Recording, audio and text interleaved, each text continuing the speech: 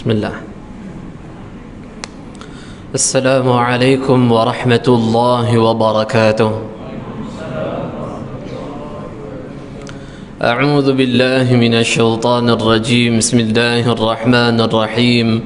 Nahmaduhu wa nusalli wa nusallimu ala rasulihil karim. Amma ba'd. Alhamdulillah thumma alhamdulillah. Bersyukur pada Allah Subhanahu wa taala kerana dengan limpahan dan juga kurniaan dan juga kasih sayang daripada Allah Subhanahu wa taala terhadap diri kita sebagai hamba yang kesemuanya kita akur. Kita adalah hamba yang begitu banyaknya maksiat kepada Allah. Kita adalah hamba yang begitu banyaknya keingkaran demi keingkaran yang kita lakukan pada Allah Subhanahu wa taala. Kelalaian demi kelalaian yang kita lakukan pada Allah, meskipun Allah Subhanahu wa taala membanjiri kenikmatan demi kenikmatan yang Allah Subhanahu wa taala berikan pada kita. Walaupun kenikmatan yang dianugerahkan oleh Allah diterjemahkan dengan merupakan keingkaran, kelalaian dan kemaksiatan, akan tetapi kerana begitu Allah kasih kepada kita, alhamdulillah, walaupun hubungan kita dengan Allah kita akur serba kekurangan, tapi Allah masih ingin lagi kebaikan pada kita. Dan alhamdulillah saat ini Allah Subhanahu wa taala memilih kita untuk berada dalam kesibukan beramal dengan amal yang diridai oleh Allah Subhanahu wa taala. Moga-moga amal kita diterima oleh Allah Subhanahu wa taala. Moga-moga amal kita seperti ini sentiasa diistiqamahkan oleh Allah. Moga-moga kita diakhirkan oleh Allah dalam kehidupan dunia ketika kesibukan kita beramal dengan amal yang seperti ini. Atau erti kata yang lain, moga-moga Allah Subhanahu wa taala muhsnul khatimahkan kematian kita. Amin ya rabbal alamin. Hadirin tuan-tuan yang dirahmati oleh Allah Subhanahu wa taala, di antara kenikmatan yang Allah Subhanahu wa taala anugerahkan pada umat Nabi sallallahu alaihi wasallam adalah kenikmatan berada di dalam bulan Ramadan. Di antara cara bentuk Allah Subhanahu wa taala memuliakan umat Nabi sallallahu alaihi wasallam adalah dengan cara Allah Subhanahu wa taala mensyariatkan puasa wajib dalam bulan Ramadan selama 30 hari atau selama 29 hari. Tak tahulah tahun ni 30 ataupun 29.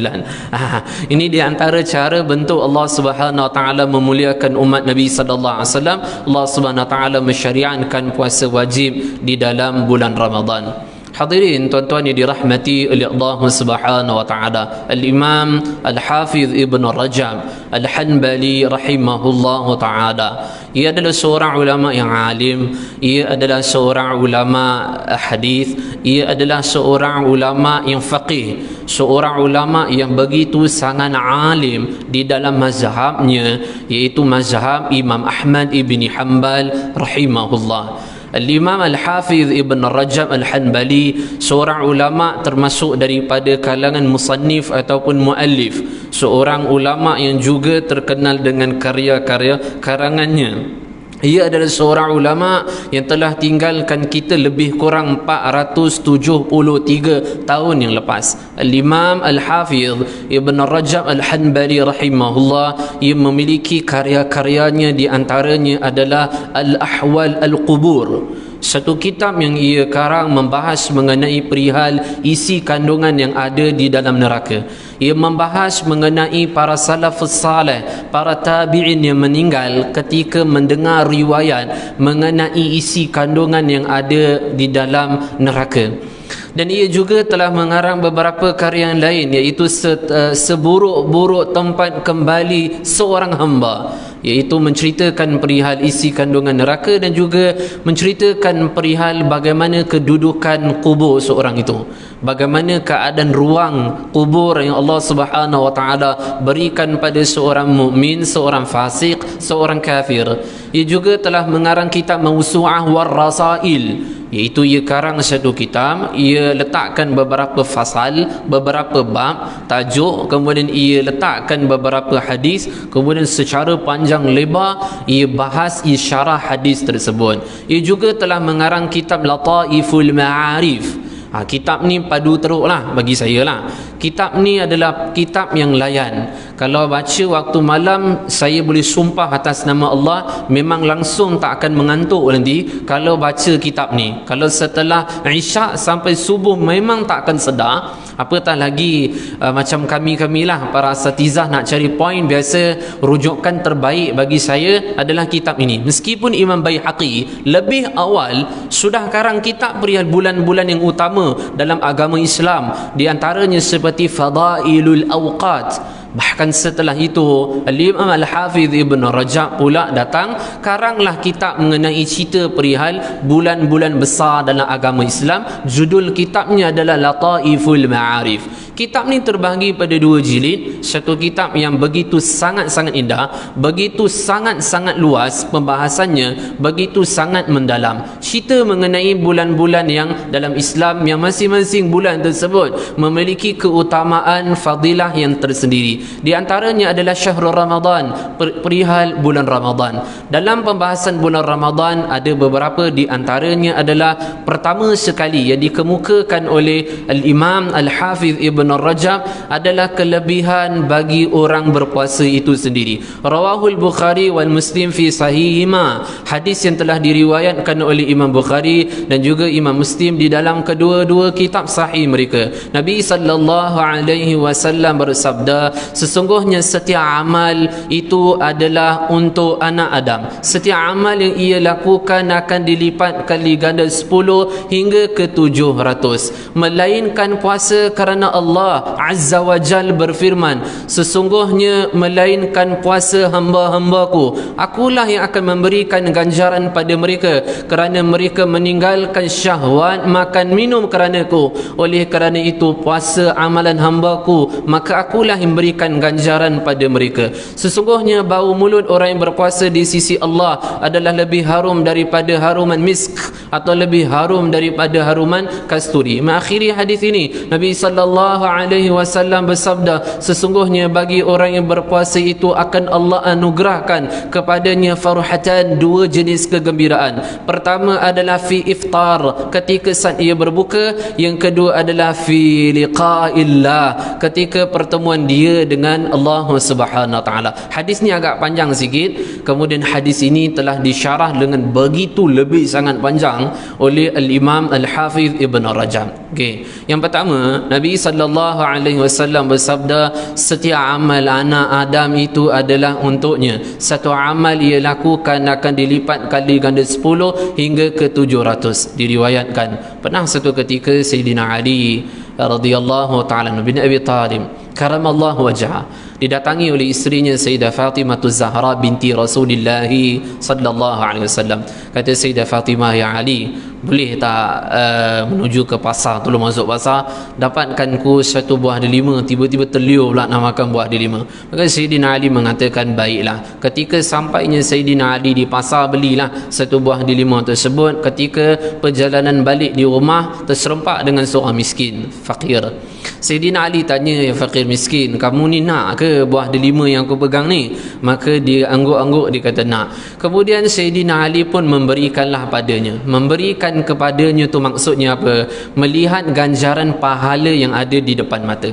Al-Imam Al-Khatib Al-Baghdadi rahimahullah meriwayatkan dalam kitabnya kisah mengenai Sultanul Ulama Syekh Izzuddin bin Abdissalam. Satu hari Syekh Izzuddin bin Abdissalam didatangi oleh isterinya. Isterinya kata, ni, nampak tak rantai emas yang ketika kahwin dulu aku dihadiahkan? Tolong jual, kemudian duit tersebut beli kebun, boleh tak? Kemudian kebun tu kita olah, kita buat bisnes, boleh? Kerana kemarau yang begitu panjang telah memenatkan mengenai soal kewangan kita. So lepas ni kita nak kerja apa? Lebih baik kita olah kebun je. Baiklah, kata Syekh Izzuddin bin Abdissalam. Al-Imam Al-Khatib Al-Baghdadi sambung riwayat ini. Kemudian ia bawa lah rantai emas, nak pergi jual, kemudian dapat duit, belilah kebun. Ketika dalam perjalanan dah pergilah jual, kemudian duit tersebut ia bawa pulang dalam perjalanan, nak beli kebun, terserempak dengan fuqara wal masakin, fakir miskin. Maka ia pun mengagihkan ke semua hartanya sehingga kosong, tak ada apa. Maka perjalanan ia balik menemui isterinya dalam rumah. Sampai isteri tanya, wahai suamiku, apakah engkau telah membeli kebun? Maka ia mengatakan, saya dah beli kebun di syurga. Saya dah beli kebun, tapi kebun tu adalah kebun di syurga. Maka ia mengatakan, apa maksudnya? Ketika dalam perjalanan tadi, duit situ banyak saya bawa nak beli kebun, tapi saya tengok ada fakir miskin pahala di depan mata saya, maka saya teringat kepada kebun di syurga akan Allah anugerahkan dengan harta ini diberikan kepada fakir miskin. Dan isterinya kata apa tahu? Alhamdulillah, jazakumullah, terima kasih. Mungkin berbeza dengan isteri kita. Aduh, kenapa buat macam tu? Simpanlah duit sikit, kita perlu makan dan sebagainya. Moga Allah SWT jadikan misi dan visi ahli keluarga kita sama, iaitu menuju pada akhirat. Amin. Kemudian sampainya Sayyidina Ali di rumah, kemudian Sayyidah Fatimah mengatakan, ya Ali, apakah telah kau mendapatkannya, iaitu buah delima? Maka Sayyidina Ali mengatakan, alhamdulillah, dah tadi. Kemudian kata Sayyidah Fatimah, dah lah, makanlah, tak naklah, berilah pada orang lain. Maka Sayyidina Ali mengatakan, alhamdulillah. Baru Sayyidina Ali sebut alhamdulillah. Siapa datang? Sahabat Nabi SAW ketuk pintu. Assalamualaikum ya Ali. Sayyidina Ali buka, waalaikumsalam. Siapa datang? Salman Al-Farisi radhiyallahu anhu. Kata Salman Al-Farisi radhiyallahu anhu, ya Ali, aku telah diutus oleh Nabi SAW supaya bawa bekas ni berikan pada engkau, dan di dalamnya baginda memberikan buah delima kepada engkau. Ada banyak dalam ni. Sayyidina Ali mengatakan, alhamdulillah. Ya Salman, kalau ini benar datang daripada Nabi, saya nak selidik tanya, berapa bilangan di dalamnya ni? 9. 9 tak betul. Kalau ini benar datang daripada Nabi, mesti akan ada 10, bukan 9. Kerana Allah berfirman dalam Al-Quran, Nabi SAW menyebutkan dalam sabdaannya, seorang melakukan satu amal yang ikhlas akan dibalas oleh Allah 10. Tadi saya sedekah kat fakir miskin tu ikhlas kerana Allah. Kenapa ada 9? Mesti ada 10. Maka Sayyidina Salman mengatakan, ya Ali, benarlah ucapanmu. Sambil sebut tu, benarlah ucapanmu, sambil masukkan dalam poket. Kemudian ambil sebiji, letak di dalam bekas tersebut. Maka kata Sayyidina Salman, benarlah ucapan engkau, kerana tadi tu aku lapar sangat, ingat aku nak ambil dulu ni, nak makan dulu, nanti malam baru minta halal, dah kantoi sekarang ni. Maka benarlah sabdaan Nabi SAW. Hadis ni sahih ni. Barang setiap anak Adam melakukan amal adalah untuknya, maka satu amal dilakukan dilipatkan kali ganda 10 hingga ke 700. Kenapa jadi 700? Mengikut kadar mujahadah dia di dalam amalan tersebut. Seterusnya, Nabi SAW bersabda, melainkan puasa. Kerana Allah berfirman, melainkan puasa akulah yang akan memberikan ganjaran kepada hamba-Ku kerana dia telah tinggalkan syahwat dan makan minum kerana-Ku. Apa maksudnya? Fi riwayat, dalam riwayat lain, Nabi SAW bersabda, bilangan jumlah kadar pahala orang yang berpuasa itu hanya diketahui oleh Allah. Maksudnya adalah tidak ada amal yang dilakukan oleh seorang hamba yang akan Allah berikan ganjaran pahala yang begitu banyak melainkan puasa. Kalah pahala haji, pahala umrah, pahala sedekah, pahala zikir, melainkan adalah pahala puasa. Kenapa? Kerana dia telah tundukkan nafsu dia untuk taat pada Allah. Nabi SAW bersabda, wal mujahidu man jahada nafsahu fi ta'atillah. Dikatakan seorang pejuang yang hakiki adalah dia menundukkan hawa nafsu dia untuk taat kepada Allah. Akhir hadis ini, Nabi SAW bersabda, bagi orang berpuasa akan Allah anugerahkan 2 kegembiraan bagi dia. Pertama, iftar, ketika san ia berbuka. Al-Imam Al-Hafiz Ibn Rajab mengatakan, lumrahlah kalau seorang tu memang dia puasa tak makan daripada lepas subuh sampai maghrib. Ketika iftar, saat berbuka, dia dalam keadaan menemui kegembiraan dalam hati dia kerana dibolehkan oleh Allah untuk berbuka, maka dia menemui kegembiraan dalam hati dia normal. Akan tetapi tuntutan hadis ini mengatakan gembiranya orang berpuasa saat berbuka adalah 3 jenis kegembiraan. Pertama, gembiranya orang berpuasa ketika berbuka. Kenapa dia gembira? Kerana Allah telah bimbing, beri kekuatan pada dia untuk puasa pada hari tersebut. Yang kedua, gembiranya orang berpuasa saat berbuka. Kenapa?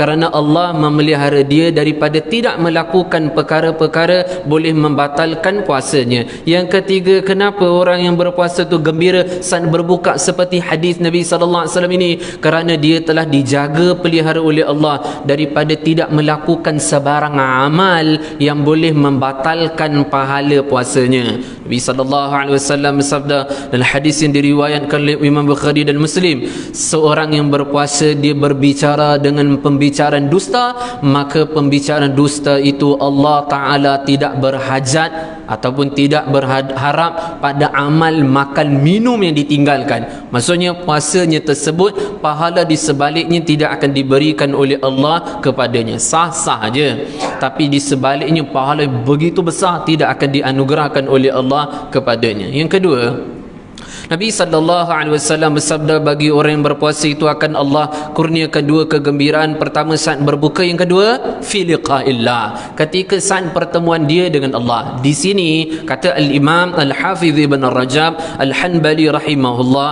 barang siapa menjaga puasa Ramadan selama 30 hari ataupun 29 hari, maka dia menjaga puasa 30 hari dalam bulan Ramadan akan membawa kepada mati yang sangat menggembirakan dia. Hadirin tuan-tuan yang dirahmati oleh Allah, Al-Imam As-Suyuti rahimahullah di dalam kitabnya Syarh As-Sudur meriwayatkan Nabi sallallahu alaihi wasallam bersabda, kegembiraan bagi orang mukmin perkara yang sangat-sangat ditunggu oleh orang mukmin, hadiah yang bernilai bagi orang mukmin, puncak kenikmatan bagi orang mukmin adalah ajal kematian. Berarti saya, tuan-tuan, semua tunggu apa dalam hidup? Bagaimana mati merupakan puncak kegembiraan bagi kita. Tuan-tuan boleh bayangkan tak, kalau kita dapat Ferrari pun kita gembira, bagaimana mati husnul khatimah lebih menggembirakan orang mukmin. Maka kita sedang berusaha membuat life kehidupan kita gembira dengan cara banyak amal, mati dalam keadaan gembira.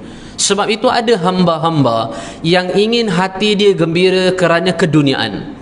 Ada orang usaha supaya hati dia gembira kerana kekayaan harta banyak.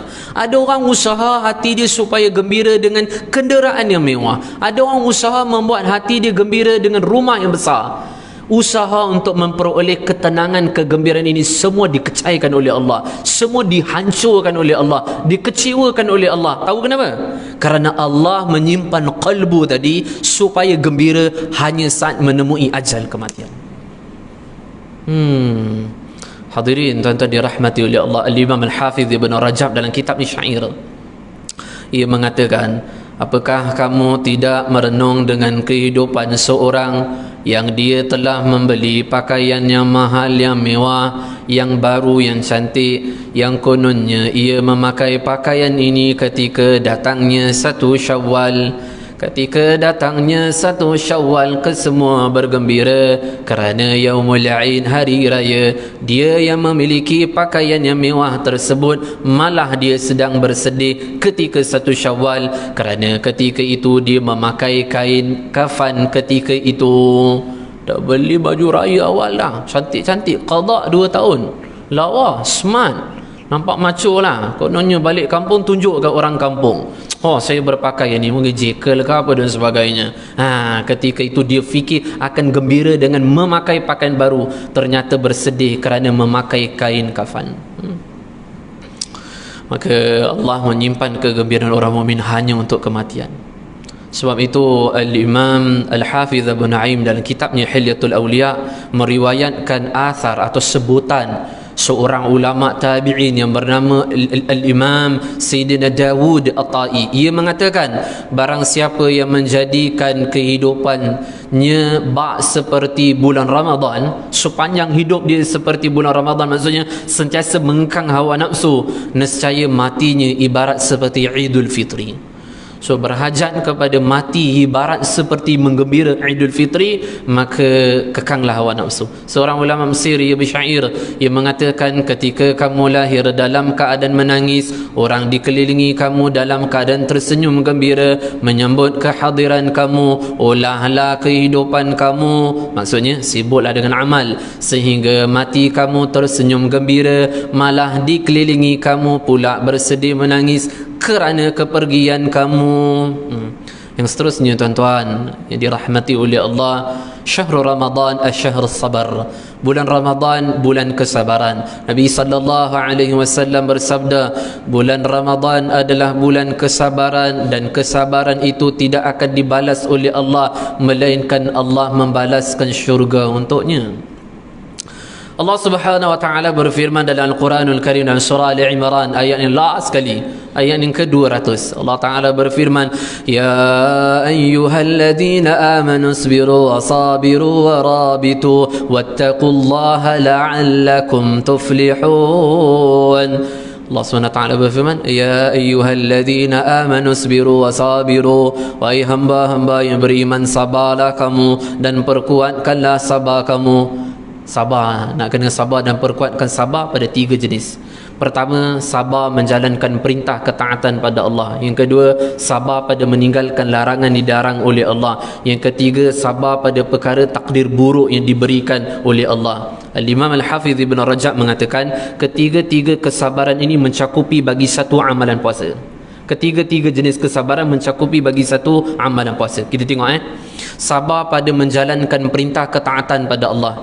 Orang yang tak sabar dalam bulan Ramadan, maka dia tak akan salat. Alasan dia, saya lapar, saya lesu, saya tak larat. Maka alasan ini tak menjadikan dia taat kepada Allah. Maka perlukan sabar di atas kesabaran ketika lesunya badan, tak laratnya badan tu, maka untuk mentaati perintah Allah merupakan salat. Yang kedua adalah sabar pada perkara yang dilarang oleh Allah. Di luar Ramadan, kalau kita nafsu nak Starbucks, minum. Nafsu nak kopi Hainan, minum. Nafsu nak kopi 2 darjat, minum. Nafsu nak Starbucks, apa semua diminum. Tapi ketika bulan Ramadan, nafsu tu warak sikit lah. Tapi tak boleh bagi tahu warak lah. Maksudnya nafsu tak macam-macam. Dia minta air putih je.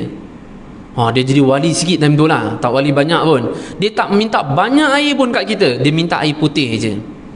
Apakah kita menuruti hawa nafsu ketika itu? Tidak. Kerana muraqabah, Allah melihat saya.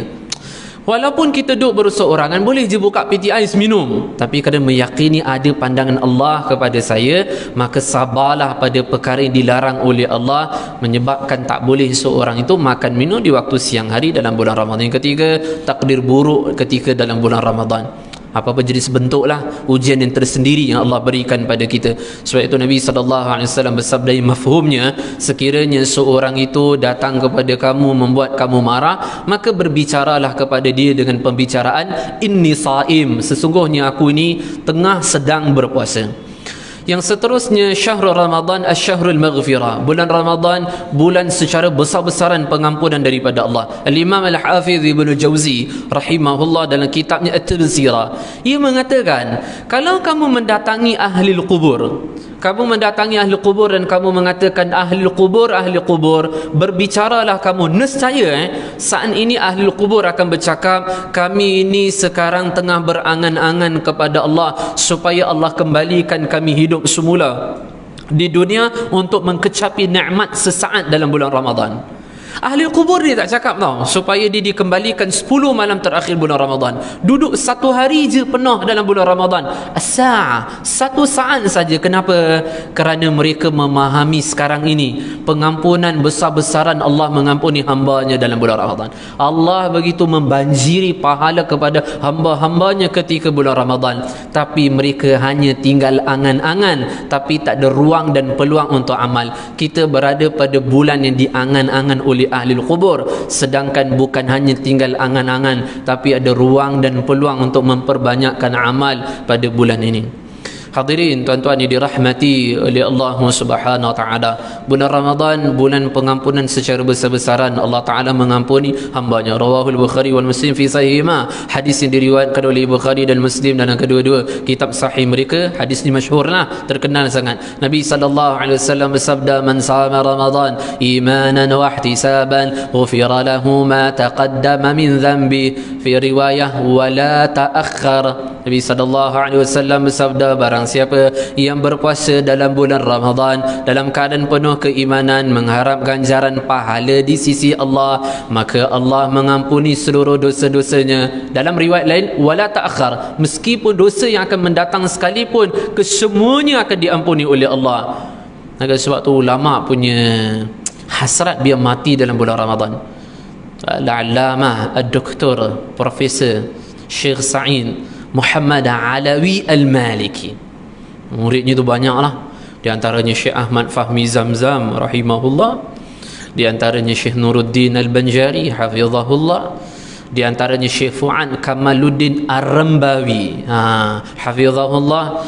Di antaranya adalah termasuk guru saya Kiai Haji Uzairan Taifur Abdullah rahimahullah, pengasas atau pendiri Pondok Pesantren Al-Fatah Temburu, termasuk juga ramai.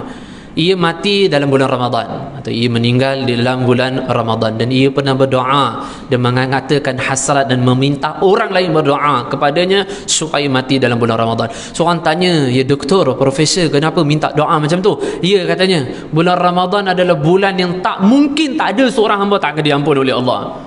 Dan aku mati dalam keadaan bulan ketika aku tak ada dosa, alangkah baiknya. Dan Allah mustajabkan, dan meninggalnya itu memang dalam bulan Ramadan, masya-Allah. Nabi sallallahu alaihi wasallam bersabda, hadis yang telah diriwayatkan oleh Al-Imam Tabarani di dalam kitabnya Al-Mu'jam ataupun dalam kitabnya Al-Awsat, daripada Sayyidina Umar bin Al-Khattab radhiyallahu anhu. Ia mengatakan, aku telah mendengar Nabi sallallahu alaihi wasallam bersabda, barang siapa memperbanyakkan zikir dalam bulan Ramadan, maka dosa-dosanya diampuni oleh Allah. Dan barang siapa berdoa dalam bulan ini, nescaya doanya tidak akan digagalkan oleh Allah. Maksudnya doanya tak akan ditolak oleh Allah, melainkan akan dimustajabkan oleh Allah Subhanahu wa taala. Maka memperbanyakkan zikir dan doa dalam bulan ini. Hadirin tuan-tuan dirahmati oleh Allah, di antara amal yang perlu diperbanyakkan dalam bulan Ramadan sisa ni, tinggal ni, adalah sedekah. Rawahu Tirmizi fi Sunan, hadis yang diriwayatkan oleh Al-Imam At-Tirmizi di dalam sunannya. Seorang sahabat Nabi sallallahu alaihi wasallam yang jumpa dengan Nabi, dan dia mengatakan, ya Rasulullah sallallahu alaihi wasallam, bilakah waktu terbaik untuk saya sedekah? Nabi sallallahu alaihi wasallam bersabda, afdalus sadaqah sadaqatu Ramadan. Sebaik-baiknya kamu sedekah ketika kamu menemui dirimu berada dalam bulan Ramadan. Kita berada pada sebaik-baiknya bulan untuk kita sedekah. Al-Imam Al-Hafiz Ibn Jauzi riwayat dalam kitabnya Bustanul Wa'idhin wa Riyadhus Samin, ada seorang hamba di akhirat, dia hadap di hadapan Allah. Ketika dia hadap di hadapan Allah, di timbangan mizan dacingnya, kemudian dilihat di timbangan di sebelah kirinya begitu berat. Bahkan dalam riwayat ini menyebutkan dia punya dosa, maksudnya berat di sebelah kiri, katsiratuz dzunub, tanggungan dosa yang begitu banyak. Begitu banyaknya dosanya, dalam riwayat mengatakan seperti umpama gunung-gunung yang ada di seluruh dunia diletakkan di situ. Wah, berat. Dan apa dia kata? Duhai celakalah diriku. Kemudian dibawa amalan sedekah yang ikhlas dahulu di dunia yang pernah dia sedekah. Itu je tau. Tahajud ke, zikir ke, tak ada. Hanya sedekah ikhlas wajhillah ta'ala, ikhlas kerana untuk meraih redha Allah. Amalan itu je diletakkan di sebelah timbangan dacing di sebelah kanan, ternyata jauh lebih berat berbanding seluruh dosa-dosanya. Setelah riwayat ini diletak, apa kata Imam Hafiz Ibn Jauzi? Word tu agak bagus. Apa katanya? Seorang yang memiliki akal yang sihat, dia tak tahu di akhirat ketika dihadap di hadapan mizan, timbangan dia di sebelah mana yang berat, maka dia akan usaha mati-matian supaya timbangannya berat di sebelah kanan, dengan caranya apa? Memberikan sedekah ikhlas kerana Allah. Kalau hadis ini umum, mengatakan bukan di waktu Ramadan, bagaimana pula seorang itu sedekah ketika dia berada pada bulan sebaik-baiknya untuk sedekah? Imam At-Tirmizi meriwayatkan dalam kitabnya Sunan, Nabi sallallahu alaihi wasallam bersabda, yang mafhumnya, maukah aku ceritakan kepada kamu wahai sahabat kisah mengenai seorang Bani Israel, seorang lelaki yang namanya Kifl? Mereka mengatakan, bala ya Rasulullah sallallahu alaihi wasallam. Bahkan ia Tuan, ceritakanlah pada kami. Nabi sallallahu alaihi wasallam mengisahkan Kifl, seorang pemuda yang kaya. Setiap malam dia pergi pada lorong, maaf cakap ya, pergi pada lorong, dia nampak ada perempuan-perempuan di tepi jalanan, dia beliah fi kulli lail, pada setiap malam ini dia akan buat. Maka satu malam dia, orang yang kaya, inilah dia buat. Kemudian satu malam dia keluar, dia pergi tengok, ada perempuan baru lawanya. Sempoi lah. Maka dia pun mendekati perempuan tersebut. Dia kata, ya Nisa, wahai wanita, aku berikan duit kepadamu, kemudian ikutlah aku di rumah, kita lakukan hubungan zina. Angguk wanita ni, ya. Ketika sampai di rumah, wanita ini menangis, terisak-isak. Maka Kifl kata, aku tak paksa engkau, aku tak pukul engkau, aku tak dera engkau supaya datang di sini, kenapa bahkan nangisan ini? Maka ia mengatakan, Kifl, setiap malam saya menangis, saya akan doa zikir pada Allah, dan saya ni adalah wanita yang masih perawan. Cumanya kekangan masalah kewangan, cuba-cuba saya nak melakukan pekerjaan ini. Ni first malam ni, first night, malam pertama ni malam yang pertama saya buat ni pekerjaan ni, dan saya masih perawan. Maka Kifl menangis dan Kifl mengatakan, seperti mana engkau mendatangi rumahku dalam keadaan bersih, tolong tinggalkan rumahku, tolong keluar, masih dalam keadaan bersih. Tak apa, duit yang aku berikan pada engkau, aku sedekahkan kepada engkau. Cumanya kejap, sampai di rumah nanti tolong doakan pada aku, boleh? Kerana aku memiliki keinginan untuk buat baik, tapi untuk menjadi hamba yang baik, melakukan kebaikan jauh sekali, bukan aku. Maka wanita pun balik, dia doa dalam rumahnya. Akhirnya malam tersebut Kifl tidur tanpa zina, dan tidurnya dengan hati yang begitu menyesal. Malam tu tak ada sakit apa pun, malam tu ia menemui ajal kematian. Dan Allah mengukirkan di pintu rumahnya, sesungguhnya Allah mengampuni seluruh dosa-dosa Kifl. Berkat amalan apa? Sedekah. Seorang yang berhajat mati husnul khatimah, banyakkan sedekah. Apatah lagi sedekah ketika waktu bulan Ramadan. Sayyidah Aisyah radhiyallahu anha kalau bagi sedekah kat orang tu, akan letakkan minyak wangi kat duit tu, duit sedekah, dinar atau dirham. Kemudian ada orang fakir miskin datang, maka ia berikan.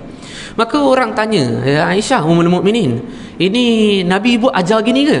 Suruh letakkan wangi yang dulu baru bagi? Tak, kata Sayyidah Aisyah. Habis tu, aku pernah mendengar Nabi SAW bersabda, barang siapa memberikan sedekah, tidak sampailah duit tersebut, melainkan terlebih awal sampai di sisi Allah, baru sampai kepada tangan si pengemis, si penerima itu.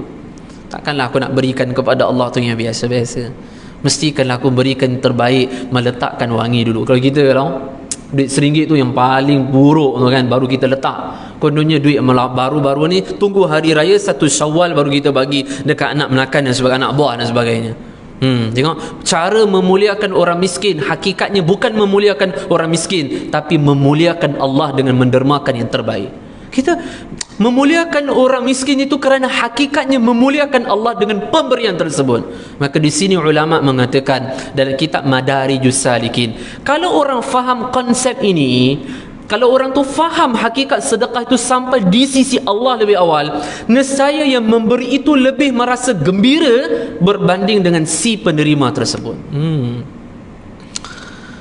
Maka ada orang saleh, ia kalau tetamu datang tu salat 2 rakaat dulu. Maka tetamu tanya, kenapa salat 2 rakaat dulu? Ya, kerana ada tamu yang Allah rezekikan masuk dalam rumah saya, menunjuk syukurnya Allah berikan tetamu kepada saya terjemahkan syukur ini dengan bentuk salat 2 rakaat dulu. Maka tidaklah Allah bimbing kita, permudahkan untuk sedekah, melainkan Allah ingin mengampunkan dosa-dosa kita dan husnul khatimahkan kematian kita. So kalau susah untuk sedekah tu, something wrong somewhere tu, banyak istighfar.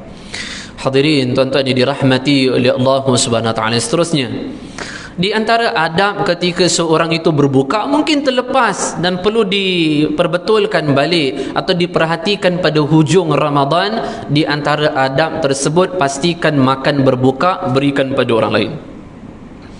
Hadis ni masyhur lah. Cuma Imam Al-Hafiz Ibn Jauzi dalam kitabnya At-Tabsirah mengatakan, puasalah kamu bersungguh-sungguh dalam bulan Ramadan selama 60 hari. Kita 29, 30 kan. Kata Imam Al-Hafiz Ibn Jauzi, bersungguh-sungguhlah olehmu berpuasa di dalam bulan Ramadan selama 60 hari. Kenapa 60 hari? Nabi SAW bersabda, seorang memberi berbuka, makan atau minum berbuka kepada orang yang berpuasa, maka pahala puasa penuhnya itu akan Allah berikan padanya tanpa dikurangi sedikit pun. Bererti 30 hari kita puasa, 30 hari itu amalan puasa kita punya pahala lah. Lagi 30 hari macam mana boleh dapat? Dengan cara memberi makan pada setiap waktu berbuka kepada orang lain. So 30 hari pahala kita, faham tak? 30 hari lagi pahala orang lain. Itu maksudnya, yang dimaksudkan oleh Al-Hafidh Ibnu Jauzi, puasalah olehmu bersungguh-sungguh bulan Ramadan selama 60 hari. Dia ada 10, tapi saya sebut sikit je lah. Satu lagi adalah adab ketika berbuka bersama dengan fuqara wal masakin. Kalau Datuk panggil untuk berbuka, penuhi je lah. Datuk YB, ketua kampung ke, Datuk bandar atau siapa, penuhi, tak ada masalah. Tapi ambil lah waktu-waktu mana Ramadan yang keberapa ataupun salah satu dalam puasa bulan Ramadan, berbuka dengan fakir miskin. Saya suka amalan Abdullah bin Umar. Abdullah bin Umar like father like son. Kenapa saya kata like father like son? Bukan kerana Abdullah bin Umar anak bapa, bukan. Banyak riwayat akan menyebutkan mirip beberapa amalan mereka, antara Abdullah dan ayahnya Umar Al-Khattab. Diriwayatkan Abdullah bin Umar punya satu amalan yang saya cukup minat, suka, jatuh cinta dengan amalan ini. Apa amalannya? Kalau ia keluar daripada rumah, nak masuk rumah balik, apa ia buat? Fakir miskin yang ada di kaki lima, semua ia akan ajak pergi pada rumahnya makan bersama. Setiap malam, setiap hari.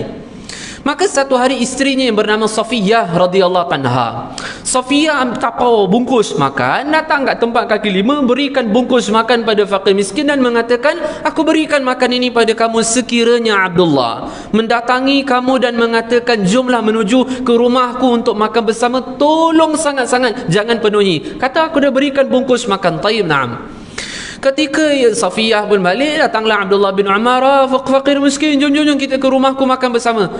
Kena kata mereka, la ya Abdullah, tidak ya Abdullah, kerana Safiyah telah menghalangi kami dan mengatakan jangan penuhi ajakan kamu, dan dia pun dah berikan makan bungkus pada kami. Oh, baiklah. Abdullah bin Umar memasuki rumah dengan wajahnya begitu merah, dan ia mendatangi isteri dan mengatakan, wahai isteriku, apa amalan yang kau buat ni? Apakah engkau hendak melihat suami engkau aku tidak makan satu hari ini? Apakah engkau hendak melihat aku hidup dengan satu hari ini aku tak makan langsung? Kerana tidak akan ku makan, menyuap makanan dalam mulutku, melainkan aku duduk bersama dengan fakir miskin. Kita nak duduk dengan siapa? YB? Maka jangan buta riwayat mengenai keutamaan mendekati memuliakan orang miskin. Kita tahu banyak riwayat keutamaan memberi sedekah. Jangan buta riwayat memberikan kemuliaan dan merasakan dia jauh lebih mulia berbanding dengan sedekah yang kita lakukan. Orang kalau sedekah kan gempaan. Oh, dia sedekah, hebat, mulianya dia. Kenapa tak memandang yang si penerima itu jauh lebih mulia kerana Allah miskinkan dia? Oh, Bukhari, Muslim banyak. Kalau tanya sahih lah, sahih ke tu? Sahih. Oh, banyak. Dan saya punya tulisan tangan saya sendiri dalam 3 helai penuh, iaitu keutamaan hanya pada orang miskin. Sebenarnya itu tahun lepas ada satu surah nak bagi sumbangan pada orang yang terjejas PKP, orang fakir miskin, golongan asnaf. Maka saya, time tu memang kuliah bulanan saya, cuma dia bagi tahu, Ustaz, kita ada buat agihkan beras dan sebagainya. Maka saya fikir, oh, ini cantik kalau kita memberi kemuliaan orang miskin, supaya mereka merasakan bukan bentuk kehinaan Allah kepada mereka, tapi cara Allah memuliakan mereka dengan Allah miskinkan mereka, dan Allah Subhanahu Wa Taala gagalkan usaha untuk mereka ada hasrat usaha untuk kaya. Allah batalkan usaha tersebut kerana Allah ingin memuliakan mereka dengan cara Allah fakirkan mereka atau Allah miskinkan mereka. Yang seterusnya, hikmah kenapa puasa 29 hari? Kenapa puasa Ramadan 30 hari? 30 hari atau 29 hari? Okey. Di antaranya adalah supaya kita itu tafakur. Allah nak buat kita tu renung tau. Puasa 30 hari, 29 hari. Kenapa sengaja Allah wajibkannya? Allah nak suruh kita tu tafakur, renung betul. Sekiranya kita ahli neraka, bagaimana kita berada dalam neraka ratusan ribuan tahun tanpa makan, tanpa minum? Okeylah, Ramadan subuh sampai maghrib tak makan. Ahli neraka kan macam mana kita? Kalau dosa kita tak taubat kepada Allah, tak menyesal, masih sibuk dengan maksiat. Kalau maksiat tu dihukum oleh Allah masuk dalam neraka ratusan ribuan tahun tanpa makan, tanpa minum. Ini subuh sampai maghrib tak makan je pun dah bad mood lah. Mood pun dah lain. Tengok pun macam tak kenal. Assalamualaikum. Waalaikumsalam pun tak nak. Kenapa kita faham dia lapar lah tu? Ini macam mana kalau duduk dalam neraka ratusan ribuan tahun, dalam neraka tanpa makan, tanpa minum? Maka Allah sengaja wajibkannya supaya kita tu tafakur, renung, dan kita memiliki kekuatan untuk meninggal perbuatan-perbuatan maksiat. Yang kedua, Allah sayang kat orang miskin. Allah sengaja nak orang kaya pun rasa macam mana laparnya orang miskin. Tapi Allah Ta'ala mewajibkan puasa, tak boleh makan, tak boleh minum setubuh ketika setelah subuh sampai maghrib. Bagaimana orang miskin yang berhari-hari tak makan? Dan Allah Ta'ala ingin supaya orang kaya sentiasa menyuburkan hati mereka dengan rasa syukur dan memotivasikan diri mereka mendekati golongan fakir, memotivasi diri mereka mendekati berkasih sayang bersama dengan fakir dan miskin. Di antara hikmahnya, tahu kenapa? Ini menarik sikit lah. Al-Hafidh Ibn Jauzi dalam kitabnya Bustanul Wa'idhin wa Riyadus Sami'in, kenapa Allah wajibkan 30 hari puasa dalam bulan Ramadan? Kerana ketika seorang hamba melintas titian sirat, dia akan berhenti kejap kat sirat 30 tahun. Berhenti kejap tu 30 tahun. Barang siapa menjaga puasanya selama 30 hari, berdiri je di atas sirat selama 30 tahun tersebut, akan dimudahkan oleh Allah, diluaskan oleh Allah akan sirat tersebut. So dia tak akan gelabah, dia tak akan panik. Berdiri 30 tahun tu dia tak akan panik. Dia akan dalam keadaan dimudahkan oleh Allah, dibentangkan luas yang begitu luas siratnya. Kenapa macam tu? Kerana puasanya dia 30 hari dalam bulan Ramadan. 30 hari tersebut dia menjaga puasanya, tak dirosakkan dengan perbuatan-perbuatan yang boleh batalkan pahala puasanya. Hadirin hadiran, tuan-tuan puan-puan, di antaranya adalah la'allakum tattaqun, kerana Allah nak kita tu jadi hamba yang bertakwa. Di antara kelebihan manfaat puasa bagi akhirat seorang, Imam Sufyan, Al-Imam Sayyidina Sufyan bin Sa'id Al-Thawri rahimahullah meriwayatkan, ada seorang hamba di akhirat dia dihadap hisab di hadapan Allah. Ni benda yang paling ditakut oleh orang-orang dulu. Fudail bin Iyad, orang tanya, kamu ni nak jadi apa? Orang tu teringin ini, orang tu teringin jadi menteri, orang tu teringin nak jadi hidup macam raja, orang tu teringin nak ada banglo, orang tu teringin nak ada kenderaan mewah. Kamu tu teringin apa? Kata Fudail bin Iyad rahimahullah, saya teringin sangat kalau Allah Subhanahu wa taala tidak menjadikan saya manusia sehingga di akhirat perlu saya hadap di hadapan Allah, atau lebih baik Allah Taala jadikan saya binatang kemudian dimakan dan sebagainya, kemudian tak adalah akhirat penghisapan saya di akhirat di hadapan Allah.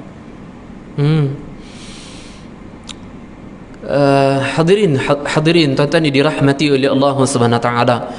Imam Sufyan bin Sa'id Al-Thawri meriwayatkan seorang hamba dihisab sehingga seluruh amal dia ditolak oleh Allah. Maksudnya salat dia ditolak kerana dia zalim pada fulan bin fulan. So amal dia ditolak kerana jumlah kadar bilangan zalim dia kat orang. Contoh, salat ditolak kerana zalim pada fulan bin fulan dulu kat dunia. Haji ditolak oleh Allah kerana zalim pada fulan bin fulan. Umrahnya ditolak kerana dia zalim pada fulan bin fulan. Zikirnya ditolak kerana dia zalim pada fulan bin fulan. Sedekah dia ditolak kerana dia telah zalim pada fulan bin fulan. Tinggal baki sisa amal satu je, puasa yang ikhlas sungguh-sungguh dalam bulan Ramadan. Padahal bilangan jumlah dia zalim pada orang dulu di dunia masih ramai lagi. Maka Allah Subhanahu wa taala menanggung semua kezaliman tersebut kerana Allah melihat kesungguhan mujahadah ikhlas dia puasa dalam bulan Ramadan. Allah Subhanahu wa taala mengampuni seluruh dosa-dosanya dan Allah masukkan dia ke dalam syurga. Maka hadis itu masyhur kan, riwayat yang agak berbeza, matannya, sebutannya berbeza. Nabi SAW amin 3 kali. Di antaranya para sahabat bertanya, dalam satu riwayat Nabi sendiri bagi tahu, dalam satu riwayat sahabat tanya, dalam satu riwayat Nabi SAW mengatakan, kamu dengar tak apa yang aku sebutkan tadi? Iaitu telah datang Jibril AS padaku mengatakan, andai kata seorang menemui Ramadan dan dia tidak mendapat pengampunan Allah kerana Ramadan tersebut, maka celakalah baginya. Maksudnya jauhlah dia daripada Allah dan aku telah mengaminkannya. Hadirin tuan-tuan dirahmati oleh Allah, sebelum mengakhiri kuliah, tuan-tuan, ketika saya bahas 10 malam terakhir bulan Ramadan, sikit para salafus salih, para sahabat, tabi'in, tabi'ut tabi'in, mereka menjadikan 10 malam terakhir. Tuan-tuan jangan cakap 27 Ramadan dah habis dah. Jadi saya tahu sepakat ulama kata bukan confirm, dia punya pesan yang iya tu 27 Ramadan, walaupun sebelumnya ada mengatakan 23, 21, 17 sebab hari itu adalah peperangan Badar. Ada ulama mazhab, sebahagian dalam mazhab Imam Ahmad mengatakan 17. Itu tersasar jauh perginya tu. Dan ini tak pegang, ulama tak pegang. Tapi 21, 23 ada. Tapi jumhur sepakat ulama kata 27. Tapi riwayat hadis yang sahih ke dhaif sekalipun mengatakan sepanjang sampai akhirnya Nabi menghidupkan 10 malam terakhir bulan Ramadan. Tuan-tuan tahu tak orang dulu macam mana? Mereka akan membeli pakaian yang paling mahal. Mereka pakai pakaian tu untuk apa tahu? 10 malam terakhir bulan Ramadan ketika salat tahajud. Ketika 1 Syawal, pakaian itu dibungkus, diletak di almari. 1 Syawal berpakaian yang bersih, yang putih 1 Syawal. Maka baju yang mahal tu tak diguna pakai. Bila pula akan keluar dari almari ni? Tunggu 10 malam terakhir bulan Ramadan tahun depan pula. Masya Allah. Mereka menjadikan 10 malam terakhir bulan Ramadan seperti hari raya. Tak meriah macam 1 Syawal, tak. Lebih meriah lagi 10 malam terakhir bulan Ramadan. Itu baru betul boleh kita katakan hari raya kegembiraan bagi kita, kerana Allah membantu kita banyak amal. Allah membantu kita banyak amal, itulah hari raya bagi kita. Apakah seorang itu yang lalai di waktu Syawal boleh mengatakan itu hari raya untuknya?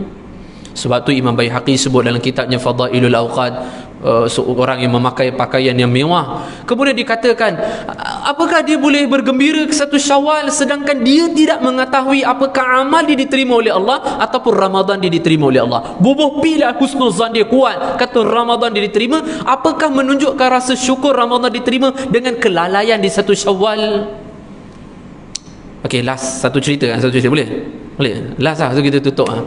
Ni kalau duduk dengan orang salih ni banyak ilham. Tadi saya pun tak tahu nak cakap apa lah, point dah habis lah, tak tahu nak cakap apa. Punya rasa gerun nak jumpa tuan-tuan ni, sampai dah hilang point. Aduh, aku nak cakap apa ni, aku nak cakap apa. Salat pun duk fikir nak cakap apa. Yang pertama, yang kedua, tak dapat lah. Tapi duduk dengan orang salih biasa ilham banyak. Okey, last. Tuan-tuan, Al-Hafiz Abu Na'im meriwayatkan bahawasanya seorang ulama yang bernama Ata' As-Sulami. Sejarah Islam banyak Ata' dia tahu. Ata' bin Abi Rabah, Ata' bin Yasar, adik-beradiknya Sulaiman bin Yasar, Ata' bin Abi Rabah, ramai. Di antaranya Ata' As-Sulami. Walaupun dia tak banyak meriwayatkan hadis, tapi ia terkenal dengan waraknya, ketakutannya pada Allah. Inilah sang confirm yang kita tutup lepas ni. Al-Imam Ata' As-Sulami rahimahullah bertemu dengan seorang penjual kedai, owner kedai.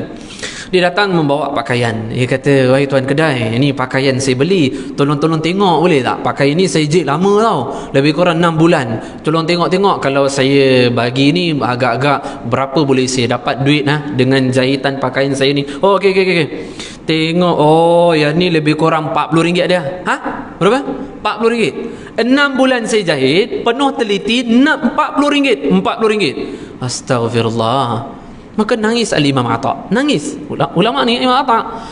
Kemudian tukang kedai, owner kedai kata, ya Ata', kenapa menangis? Adakah kerana murahnya pakaian ini? Maka Imam Ata' mengatakan, bukan. Engkau cuba bayangkan 6 bulan aku jahit dengan penuh teliti, aku rasa kamilu jiddan, sempurna sangat. Kemudian aku bawa di hadapan engkau mengatakan ini kekurangannya, ini kekurangan jahitannya. Engkau mengatakan murah. Bagaimana aku ibadah penat selama 60 tahun, 70 tahun. Kemudian aku hadap di hadapan Allah. Allah kata, apa sempurnanya amal kamu? Ini kekurangan, ini kekurangan, sehingga Allah tolak penatnya ibadahku. Apa yang akan aku nak jawab, aku nak beritahu di hadapan Allah di akhirat kelak nanti. Macam tu boleh gembira satu Syawal, boleh macam tu. Kita pun tak tahu akhirat kita. Masa warna ni court mahkamah lah, tempoh 1 bulan, 2 je, sama ada hukuman gantung ataupun dibebaskan. Mana hidup dia boleh tenang? Kerana terlampau memikirkan kita akan ada kehidupan syurga ataupun neraka. Mana boleh hidup tenang. Moga Allah terimalah amal-amal kita dalam bulan Ramadan. Moga Allah terima. Dan moga-moga puasa kita diterima oleh Allah. Moga-moga Allah beri kekuatan untuk kita memperbanyak keibadah. Moga-moga Allah SWT mengampunkan dosa-dosa kita. Moga Allah pelihara perkara-perkara yang boleh membatalkan pahala puasa kita. Dan moga-moga Allah husnul khatimahkan kematian kita semua. Amin ya rabbal alamin. Ala hadhihi al-Fatihah.